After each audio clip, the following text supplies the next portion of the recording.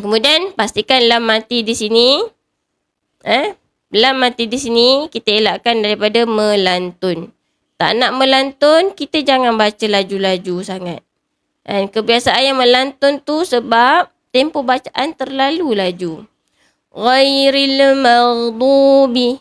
Ghairil maghdubi. Nampak? Jadi, hak mustahak setiap huruf tu dia tak terpelihara dengan sebaiknya. Terutama pada huruf yang mati. Inilah yang biasa sangat melantun. Kan? Huruf-huruf yang boleh lantunkan suara hanya huruf-huruf qalqalah. Kan? Qutubun jad, qata di baju. Huruf tu sahaja. Selain tu tak boleh kita lantunkan. Dan menambah-nambah huruf. Menambah-nambah bunyi tak boleh. Dia sama ada mengalir banyak, menahan ataupun alir sedikit sahaja gitu. So lam kat sini sifat dia tengah-tengah. Alir sedikit sahaja, tawassut.